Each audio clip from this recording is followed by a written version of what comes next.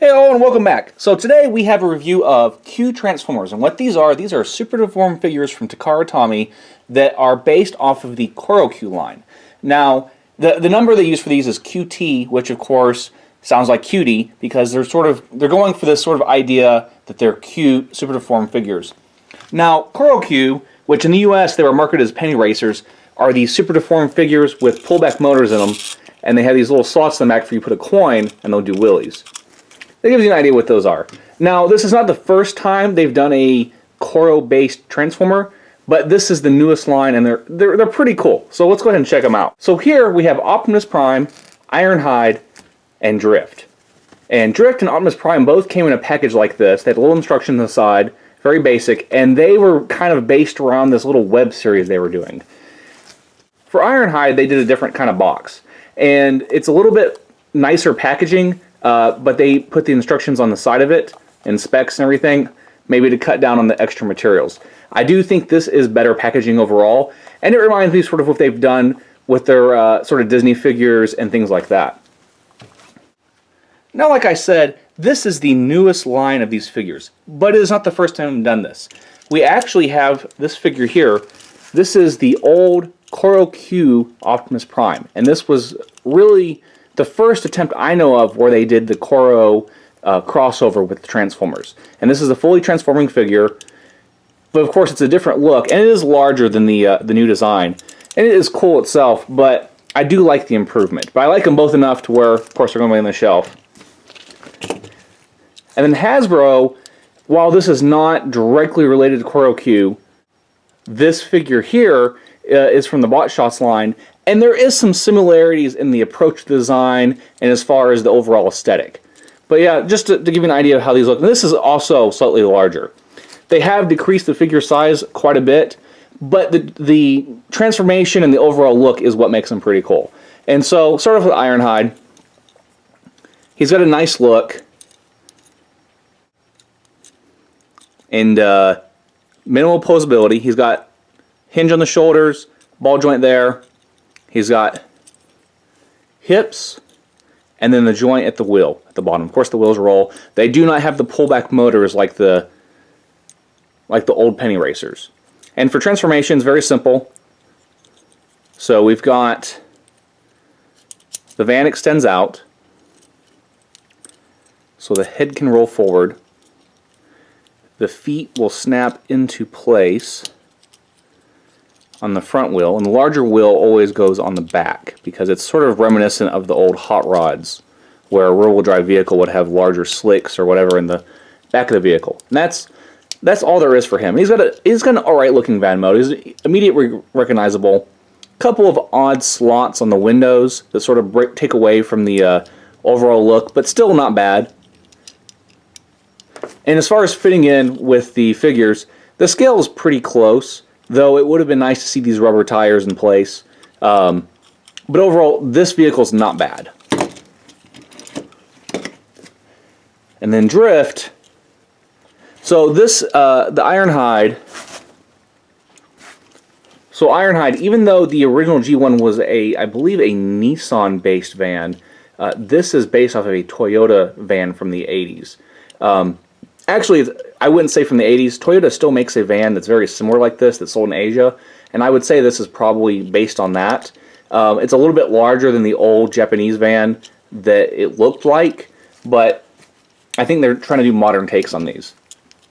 And then we have Drift here, and while I'm not a huge fan of this character, I thought the bot mode looked pretty decent, and I like the FD RX-7 quite a bit. Now, he's got similar, he's a little bit different than the others. So he has the hips down here with ball joints. Then he's got the knees, also with ball joints. He's got the joint back here, the hinge for the shoulder, and then a ball joint there, and then also another hinge for the arms to go up and down. So he's got a fair amount of posability. And of course, the head swivel. And transformation for him is pretty simple. So the feet just fold up there, and then we pull the top back so the head will get covered. So the head moves back a little bit, and then the windshield goes over it, The hands fold up, and then the back just sort of folds in. See, actually the hands fold back the other way.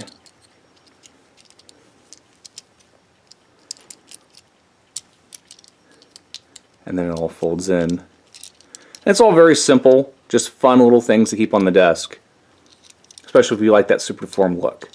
And he's a pretty good incarnation of an FD-RX-7. That's the last generation. I like the white with the gold wheels, and it's got the carbon fiber hood, Autobot logo. Pretty good details on there. I'd say the only flaw, the windshield has a bit of paint goop. But beyond that, it's not bad, and it's small enough and blends in enough where you don't really notice, unless the light's hitting it just right. And then Optimus here, he's, just like the others, got some head rotation. He has the hinge shoulders, ball joints in the elbows. Now his hands are a little bit strange because they're in this fixed 90-degree angle pose, and of course from the side you don't really see it, but it's still kind of a neat look in comparison. And just to show them directly with the new design, you can see how they changed it quite a bit. But he also has the waist with the hips and then a little bit of a knee movement, but not as much as the other figures. His sort of goes back a little bit, and mostly for transformation. And so as for transformation, he's very similar to the RX-7, just folds forward, and then we've got the back where the fifth wheel would be that folds down. Head folds down. And actually, if it wasn't for the arms, it would be kind of cool because you'd have a typical mode, but this becomes sort of like a box truck the way the trailer is. And that's pretty cool itself. But it's a decent looking vehicle mode. It does have a fake wheel here. Would be nice if they had put an actual wheel there as well. And it does not have the whole hot rod look where the wheels back here are larger, which would have been nice to be more cohesive with the actual designs you typically see in these pullback racers.